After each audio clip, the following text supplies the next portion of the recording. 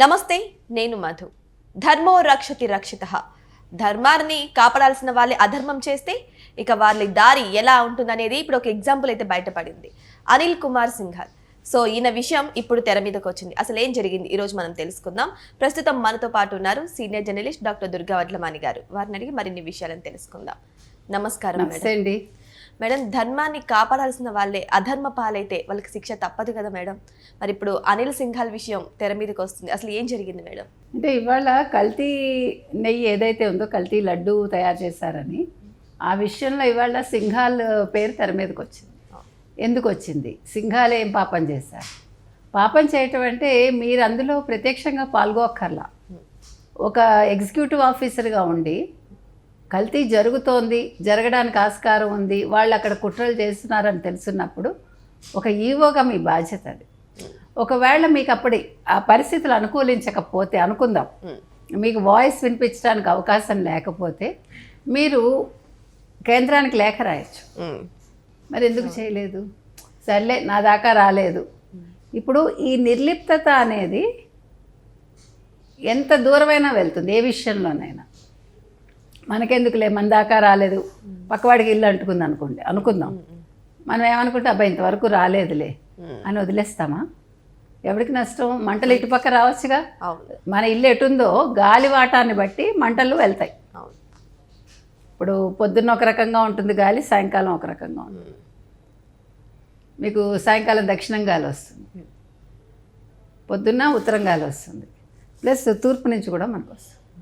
అంటే గాలి వాటు అనేది మారుతూ ఉంటుంది. అలాగా ఈ సింఘాల్ అనే వ్యక్తి పట్టించుకోకపోవటం కూడా పెద్ద తప్పు. నేనేం తప్పు చేశానండి, నేనేం మాట్లాడలేదు కదండి, మరి ఆ పోస్ట్లో ఎందుకండి, పోస్ట్ ఎందుకండి కదా. ఆయన చేసిన పెద్ద తప్పు అది. నాకెందుకులే, మనకెందుకు, నాకేదో ఒక ఈవోగా నేను ఉన్నాను, నా జీతం నాకు వస్తుంది, దేవుడి దగ్గర ఉన్నాను చాలు అనుకుంటే ఏమవుతుంది? ఇవాళ సింఘాల్లాగే అవుతుంది. తప్పు చేయడం కన్నా కూడా మేడం, తప్పు జరుగుతుంటే చూస్తూ వదిలేయడం కూడా అది పెద్ద తప్పు. అవును, ఎవరైనా ఇప్పుడు ఏదైనా అంతే కదా. దొంగతనం చేసిన వాడిది అంత తప్పు, చేయించిన వాడిది అంతే తప్పు కదా. ఇది అంతకంటే పెద్ద అపచారం.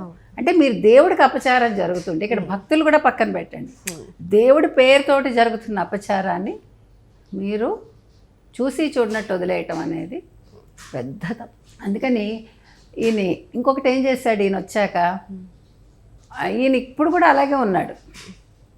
అంటే ఏదో ఉద్ధరించట్లేదు ఏం చేస్తున్నాడు? ఇప్పుడు రిసెప్షన్లో A1 A2 అని ఇద్దరు నియమిస్తారట, ఒకళ్ళనే నియమించారట, ఆయనతోటే నెట్టుకొస్తున్నాడు. అంటే ఏ విషయంలోనూ ఈయన పట్టించుకోవట్లా. ఇప్పుడు ఇంతకుముందు శ్యామలరావు గారు ఉన్నారు, యాక్చువల్గా ఆయనే ఈ కల్తీ నెయ్యిని పట్టుకున్నది ఆయనే, తర్వాత నందిని నెయ్యిని మళ్ళీ పునరుద్ధరించింది ఆయనే. చాలా మంచి పనులు చేశాడు. ఆయనకి ఏమైంది, చైర్మన్తో విభేదాలు వచ్చి ఆయన ట్రాన్స్ఫర్ చేశారు. ఇక్కడ ఒక పాయింట్ చాలా క్లియర్గా మనం చెప్పుకోవాలి. ఈవో అనే వ్యక్తి ఉండగా అసలు ప్రైవేట్ వ్యక్తుల్ని ఎందుకు తెస్తున్నారు మీరు? అసలు బోర్డు సభ్యుల్ని 53 మందిని ఎందుకు చేశారు? అసలు చైర్మన్ అనేవాడు అవసరమా? వెంకటేశ్వర స్వామి సొమ్ముని కాపాడడానికి ఈవో సరిపోడా? ఇంతమంది పెత్తనాలు ఏంటి అసలు? ఇప్పుడు వీళ్ళందరూ ఉండడం వల్లే కదా ఈరోజు కల్తీ జరిగింది. అసలు సుబ్బారెడ్డి అనే వ్యక్తిని నియమించకపోతే కల్తీ అనే పదమే లేదు. ఈవో ఉంటారు, యథాతథంగా వర్క్స్ జరిగిపోతాయి. మీకు గతంలో గొప్ప గొప్ప ఈవోలు పనిచేస్తారు కదా, గొప్ప గొప్ప వ్యక్తులు, పివిఆర్కే ప్రసాద్ గారు, రమణాచారి గారు, ఇంకా చాలా మంచి మంచి వాళ్ళు ఎన్ని అద్భుతాలు చేస్తారు. అసలు కొండని ఎంత బాగా వాళ్ళు తయారు చేస్తే ఇప్పుడు వస్తున్న ఈవోలు చైర్మన్లకు బానిసలుగా తయారయ్యారు. అంటే ప్రభుత్వం పెత్తనం అనేది అవసరం లేదు, మనం అదే చెప్తున్నాం గుళ్ళ మీద. ఆయన చూసారా, తమిళనాడులో ఒక టెంపుల్కి సంబంధించి వాళ్ళు ఆ ఫండ్స్ చాలా వేరే అభివృద్ధి కార్యక్రమాలకి డిఎంకే ప్రభుత్వం వాడాలంటే హైకోర్టు చాలా తీవ్రంగా చెప్పింది, మీరు అసలు ఎట్లా చేస్తారు, దేవుడి సొమ్మును మీరు అలా చేయడానికి వీల్లేదని.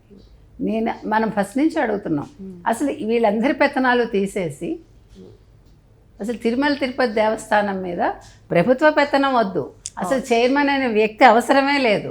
ఇప్పుడు చైర్మన్ని పెట్టడం వల్ల కదా ఇంత జరిగాయి. వాడెవడు అసలు ఆ చిన్నప్పన్న ఎవడు వాడు? చిన్నప్ప అనే అతను ఒక ప్రైవేట్ వ్యక్తి, టెంపరీ ఎంప్లాయీ, పోనీ అతను పర్మనెంట్ కూడా కాదు. అతను నిర్ణయాలు తీసుకుని కిలోకి 25 రూపాయలు చొప్పున అతను తినేద్దాం అనుకుని అతను సుబ్బారెడ్డి పిఏగా పనిచేశాడుగా. పైగా నాకు తర్వాత నా దగ్గర చేయలేదు, నాకు సంబంధం లేదంటే, అంటే అది కూడా ఒక కుట్రలో భాగమే, అతను పంపించేయటం కూడా అయ్యి ఉండొచ్చు. కాబట్టి ఇవాళ సింఘాల్ అనే వ్యక్తి చాలా పెద్ద తప్పిదం చేశారండి. అయితే నా డౌట్ నేను ఒకటే అడుగుతానండి, అసలు మీరు ట్రాన్స్ఫర్ చేసిస్తే ఆ పాపానికి నిష్కృతి అయిపోతుందా? ఆయన వివరణ ఇవ్వక్కర్లేదా? ఇవ్వాలిగా. అంటే ఇప్పుడు మనం తప్పు చేసామనుకోండి, మనం వదిలేస్తారా వాళ్ళు? మరి ఎందుకని మీరు విచారణ కమిటీ ఎందుకు వేయలేదు? విచారించాలిగా, సింఘాల్ని విచారించాలి, అందరినీ విచారించాలి. ఇప్పుడు మీరు ఆలోచించుకోండి, అసలు చైర్మన్ అనే వ్యక్తిని ఉంచాలా వద్దా, అసలు బోర్డు అవసరం ఉందా లేదా, వీళ్ళ వల్ల నష్టాలు జరుగుతున్నాయా, దీని మీద చాలా పెద్ద చర్చ జరగాలండి. స్వామీజీలు మొత్తం అంటే మీకు ఇవాళ చాలా ఉన్నాయి, మఠాలు ఉన్నాయి కదా, వీళ్ళందరూ కూడా ఎందుకు సమావేశం అవ్వట్లేదు? ఎందుకు హిందూ సంఘాలన్నీ ఇలా నిర్లిప్తంగా ఉన్నాయి? దీని మీద ఎందుకు ఉద్యమం జరగట్లేదు? ఇది గుళ్ళు అనేవి అందరికీ సంబంధించినవి, ప్రజల సొమ్ముతోటి బతుకుతాయి అవి.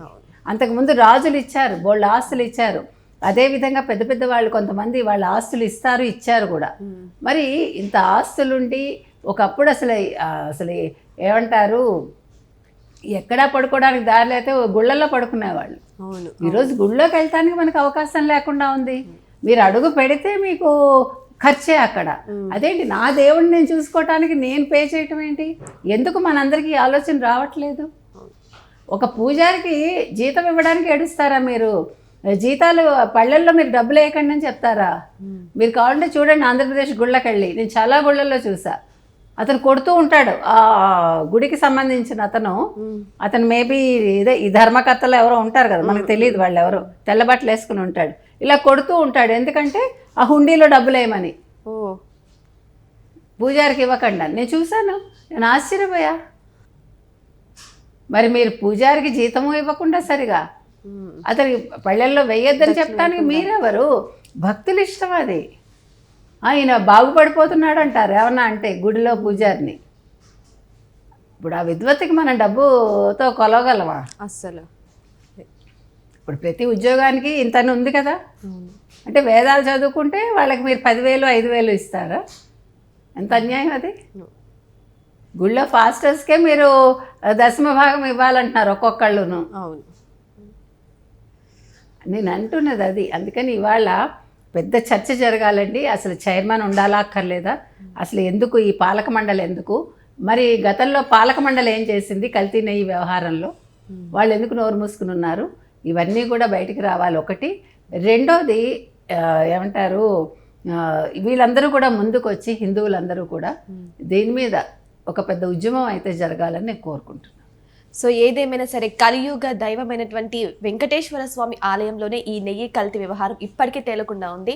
అయితే మరి అనిల్ కుమార్ సింఘాల్ని కూడా ఎంక్వైరీ చేసిన తర్వాత ఎవరైనా ప్రముఖుల పేర్లు బయటకు వస్తాయా, అసలు ఏం జరిగింది అనేది కూడా బయటకు వచ్చే అవకాశాలు కూడా ఉన్నాయి. మరి ఇటువంటి కల్తీ నెయ్యి వ్యవహారాన్ని ఊరుకునే వదిలేయకుండా హిందూ తత్వం అంతా ఒకటే అన్నట్టుగా, హిందువులంతా ఒకటే అన్నట్టుగా మమేకమయ్యి అందరూ కూడా ఉద్యమం చేయాలని కూడా ప్రజలు కోరుకుంటున్నారు. మరి వెయిట్ చేసి చూద్దాం ఇది కొలిక్కి వస్తుందా రాదా అని. Thank you so much. Thank you.